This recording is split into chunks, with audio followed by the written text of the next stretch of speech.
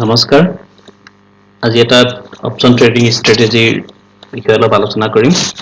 যেটো মই ব্যৱহাৰ কৰোঁ আশা কৰোঁ আপোনালোকে ট্ৰেডিংটো ভাল পাব ঠিক আছে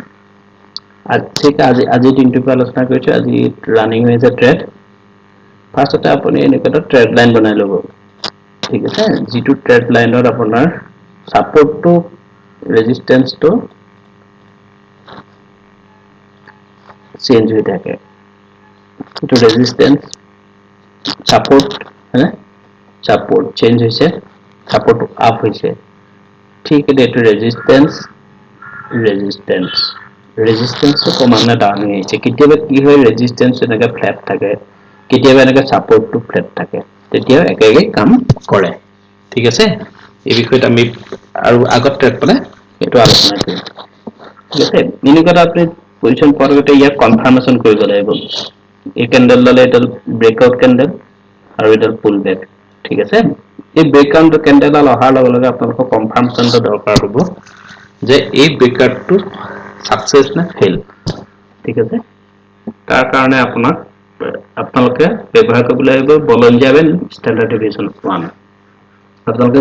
বলঞ্জিয়া বেনৰ বিষয়ে গম পাই যে স্কুইজ ব্ৰেকআউট হলে ট্ৰেড লব লাগে যত অপশনত সবতকে প্ৰফিট কৰা এটাই উপায় আছে বেকে ইন্ট্রাডে লেভেলত এটো মোমেন্টাম যদি আপুনি মোমেন্টামটো নাপায় তেন্তে অপশন ট্রেড কৰি লাভ নাই আপোনাৰ একো প্ৰফিট নহয় মোমেন্টামটো লাগিবই ঠিক আছে আৰু মোমেন্টাম ইন্ট্ৰাডে ধেৰ সময় কাৰণ নাহে কেতিয়াবা এক্সেপশনাল ডেট আপোনাৰ গোটেই দিনটো প্ৰাইস ফল হৈ থাকে জেনাৰেল ট্ৰেডিং ডেজত আপোনাৰ 15-20 মিনিট মানৰ কাৰণে তেনেকুৱা অপশন আহে কেতিয়াবা দিনটো দুবাৰ আহে কেতিয়াবা এবাৰ আহে কেতিয়াবা নাহে ঠিক আছে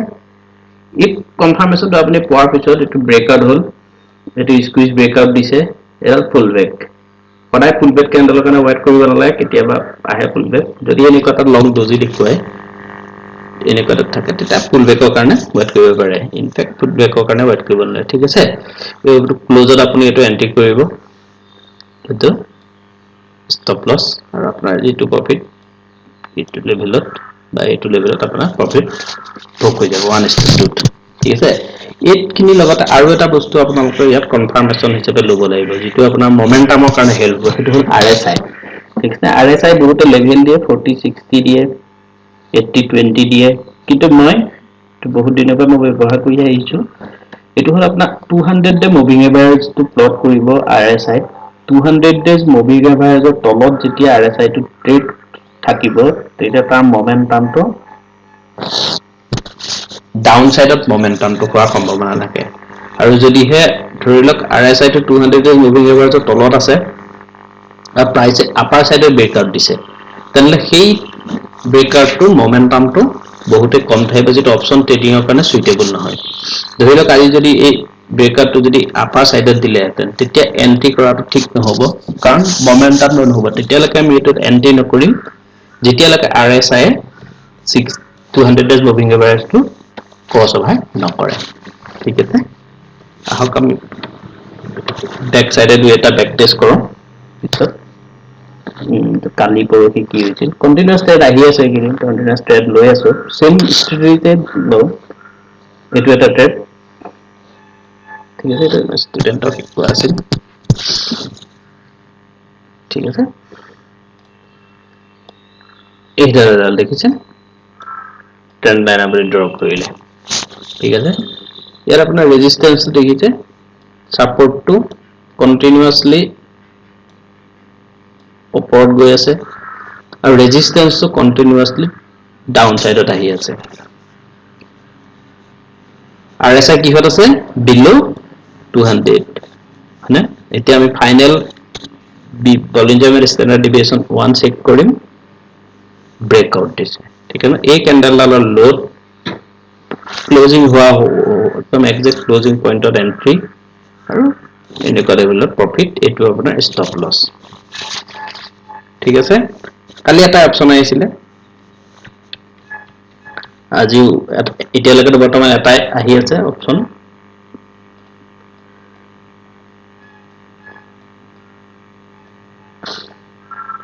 পৰকেটো ধুনিয়া ট্ৰেড আছিলে আপোনাৰ 17 মে দিনা মানডে সোমবাৰ পৰহি এইটো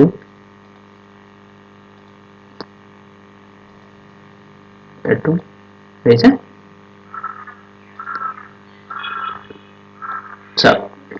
resistance to continuous increase হৈ আছে support to অলপ down হৈছে তো almost flat তথাপিতো support to তললৈ আহি আছে না না এটা middle breakout candle পালো RSI ক'ত আছে above 200 days moving average ঠিক না এটা আমি ফাইনাল কনফার্মেশন লম বলিঞ্জার ব্যান্ড ব্রেকআউট হ'ব লাগিব standard deviation 1 Bollinger band breakout এটা আপোনাৰ এন্ট্ৰি profit সুন্দৰ profit ঠিক না জিডাল ক্যান্ডেল এন্ট্ৰি কৰিব সেই ক্যান্ডেলৰ লোটো আপোনাৰ স্টপ লব এটো যে একটা 100% শিওৰ শৰ্ট ট্ৰেডিং তেনেকুৱা নহয় সে আপোনাৰ লসটো হ'ব কিন্তু প্ৰফিটটো বেছি কৰিব লসটো কম কৰিব স্টপ লস মেইনটেইন কৰিব ৰিস্ক ম্যানেজমেন্ট থাকিব আপোনাৰ এনুৱেলি ৰিজাল্ট মান্থলি ৰিজাল্ট আপোনাৰ প্ৰফিটেবিলিটি হ'ব উইকলি ৰিজাল্টে আপোনাৰ প্ৰফিটেবিলিটি হ'ব ঠিক আছে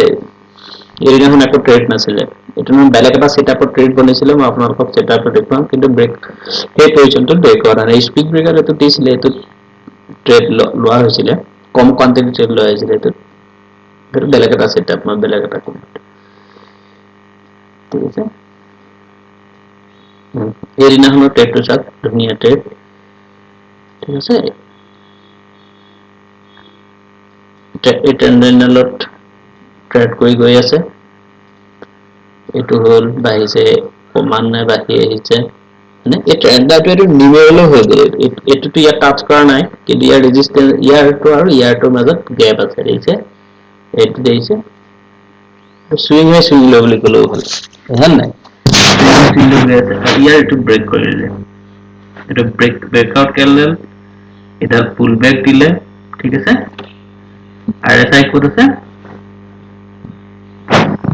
মোমেন্টাম তো একদম চেঞ্জ হৈছে পজিটিভ মোমেন্টামৰ পৰা নেগেটিভ মোমেন্টাম আহিছে এখানে টিপ দি দিছো যেটা পজিটিভ মোমেন্টাম পৰা নেগেটিভ মোমেন্টাম লে প্ৰাইস মুভ কৰে RSI মুভ কৰে মানে RSI তে 200 ডেজ মুভিং এভাৰেজ ওপৰৰ পৰা ক্ৰস কৰি গল তা সেই ফলটো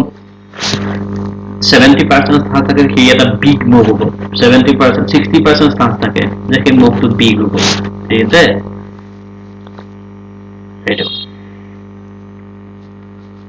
স্কুইজ ব্রেকআউট দিয়াৰ তলত ক্যান্ডেলৰ এন্ট্ৰি কৰিলে এই ক্যান্ডেলৰ স্টপ লস আৰু এই হোৱাইট গ্ৰীন ক্যান্ডেলৰ ক্লোজিং ৰেট আপোনালোকে ওলাই যাব ঠিক আছে 5 মিনিট চাৰ্টত তিনডাল ক্যান্ডেলৰ ভিতৰত প্ৰফিট কৰিবলৈ চাব তিনডাল ক্যান্ডেল তাতকৈ বেছি বুক আশা নকৰিব মানে 5 মিনিট চাৰ্টত 15 মিনিটত প্ৰফিট বুক কৰিব 15 মিনিট চাৰ্টত 1 আৱাৰ ভিতৰত প্ৰফিট বুক কৰিব ইন্টাৰডে কাৰণে আপুনি গোটেই দিনটো লৈ পেলাই বহি থাকিম বুলি থাকিলে আপুনি নহব মনত থাকিব 5 মিনিট চাৰ্টত 3টা বা 4টা ক্যান্ডেল মাৰ্কেটৰ কৰিবলৈ দিয়ক ঠিক আছে কিন্তু 4 নম্বৰ ক্যান্ডেলৰ লোট মানে ক্লোজিংত আপোনালোকে প্ৰফিট বুক কৰি গৈ যদি ডাউন ফলতে থাকে বা আপ ফলতে থাকে এন্ট্রি ক্যান্ডেল আছে এডাল এন্ট্রি ক্যান্ডেল একডাল দুডাল তিনডাল এই তিনডালত প্ৰফিট বুক কৰি লিব লাগে জেনাৰেলি নহলে 4 নম্বৰ ক্যান্ডেলটো কৰিব পাৰে এইখনতে কৰিবা তাৰপিছত ফল হ'ব কথা নাই ঠিক আছে কিন্তু তিনডাল বা 4ডাল ক্যান্ডেলত প্ৰফিট বুক কৰিব লাগে তিনডাল 4ডাল ক্যান্ডেলৰ অপচনত আপোনাৰ 30 পইণ্ট এটা বিগ মোমেন্টাম হলে ঠিক আছে 100 কোয়ান্টিটি লগাই যদি 3000 200 লগালে 6000 50 কোয়ান্টিটি লগালে 1500 এদিনত যিমান কোয়ান্টিটি বঢ়াব কিমান আহিব 30 পইণ্ট অপচনত ডাঙৰ প্ৰফেশনাল ট্ৰেডাৰে 10 পইণ্টৰ প্ৰফিট লয় আমি 50 100 পইণ্টলৈকে বহি থাকো 50 কোয়ান্টিটি লৈ পেলাই 50 100 পইণ্ট আহিলে ওলাই যাম বুলি আৰু সেইটো কৰিবলৈ শেষত জিৰ' হৈ যায়গে প্ৰফেশনাল ট্ৰেডাৰছে সদায় 10 পইণ্ট 15 30 পইণ্ট যদি হেঁতে যদি ডেইলি অপচনত যদি আনিব পাৰিলে না হেঁতে সেইজন ভাল দিন আৰু আপোনাৰ ভাবিছে নেকি এই ফলটো গোটেই ফলটো কেটচ কৰিব পাৰে ইয়াৰ পৰা ইয়ালৈকে না আপুনি পাৰিব না মই পাৰিম যিখিনি বিগিনাৰ্ছ থাকে যি একো নাজানে সি পাৰিব কিন্তু যদি আপুনি জানে তেন্তে এই ফলটো কৰিব নোৱাৰে এই গোটেই ট্ৰেন্ডটো কেটচ কৰিব নোৱাৰে যিসকলে ইয়াত ট্ৰেড কৰিছে সিহঁত ওলাই গৈছে কিছুমানে ইয়াত ট্ৰেড কৰিছে ইয়াত ওলাই গৈছে কিন্তু গোটেই ফলটো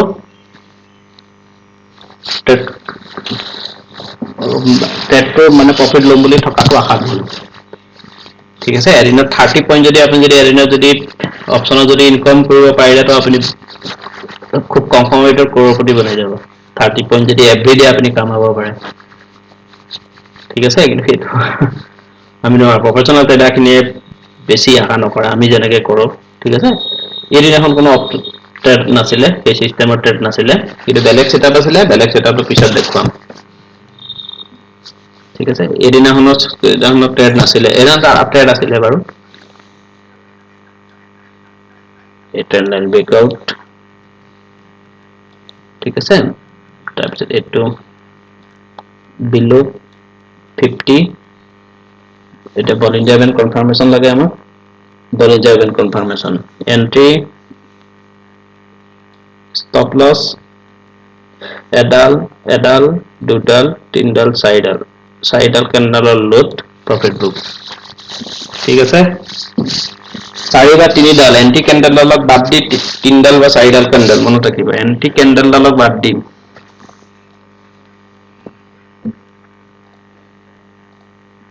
আৰু কি ট্ৰেড আছে চাওঁ চাই দেখিলে বহুত ট্ৰেড ওলাই গৈ থাকিব ভিডিঅ'টো দীঘলীয়া হ'ব ঠিক আছে না এইকৰে এটা ট্ৰেড আছে এইকৰে এই ট্ৰেডটো চাওক হা ইয়াতে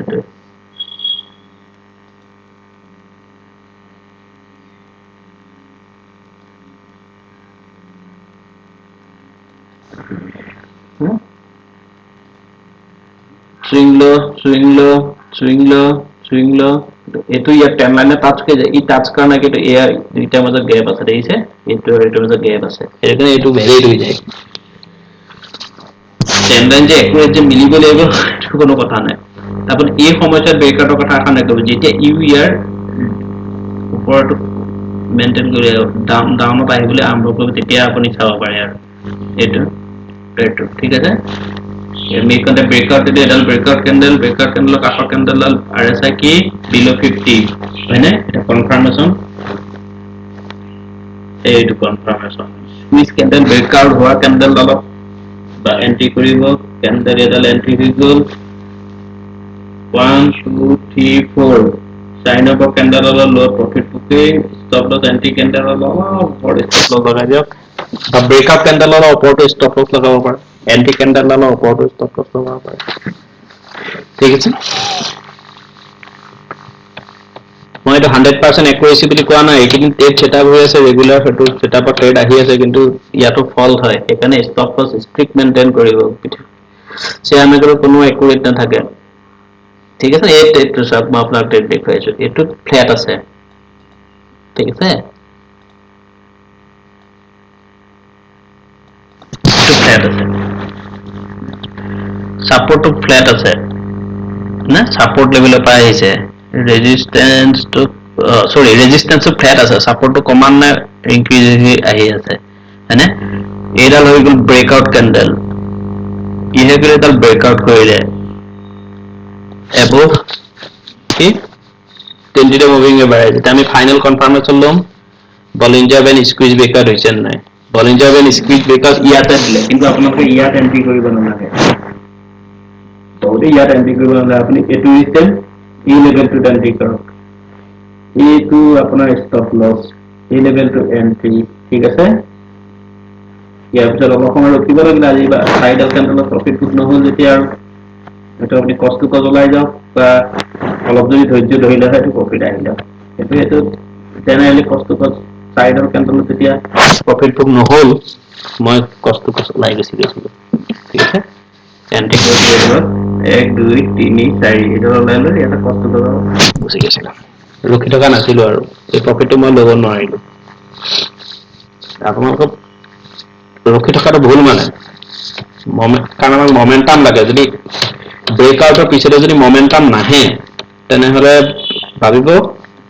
মোমেন্টামটো কেতিয়াবা আহি যায় কিন্তু ব্ৰেকআউট দিয়াৰ লগে লগে মোমেন্টামটো আহিব লাগে এখানে সাইডাল ক্যান্ডেল বুলি ধৰা যায়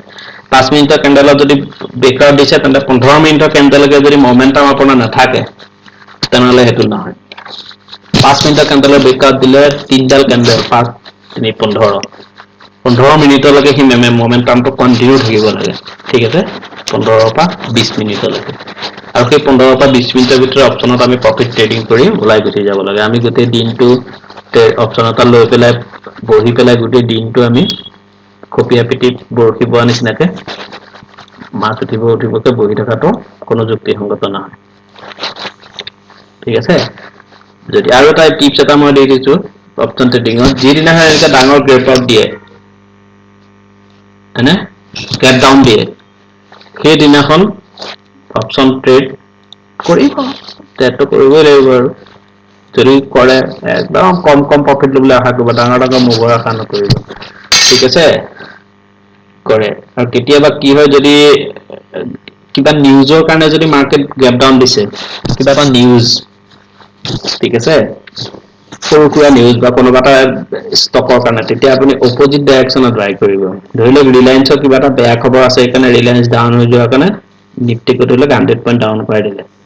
ঠিক আছে সেইদিনা আমি অপজিট ডাইৰেকশ্যন ট্ৰেড ল'ব ডাউন হৈ আছে না আপুনি বাই কৰিব আপ ট্ৰেণ্ড মাৰ্কেটত গেপ ডাউন যেতিয়া দিব তেতিয়া এটা বাই কৰিব আপ ট্ৰেণ্ড মাৰ্কেট আৰু ডাউন ট্ৰেণ্ড মাৰ্কেটত যেতিয়া গেপ আপ দিব তেতিয়া সদায় চেল কৰিবলৈ চাব ঠিক আছে সদায় এইটো কথা নহয় আকৌ আপ ট্ৰেণ্ড বুলি চেল কৰি দিব তাত প্ৰাইচ একশ্যন বনিব লাগিব মমেণ্টাম চাব RSI চাব ঠিক আছে আৰু দুই তিনিটা সেটআপ আছে এটা সেটআপ লৈ ট্ৰেড কৰিব নোৱাৰি সদায় নাহে এতিয়া এই প্ৰাইচ একশ্যন সেটআপটো কন্টিনিউয়াস 4-5 দিন আহি আছে ভাল প্ৰফিট হৈ আছে কোনোবাই না সেই সেটআপটো নাহে তেতিয়া বেলেগ এটা সেটআপত ট্ৰেড বনায় ঠিক আছে ওকে ধন্যবাদ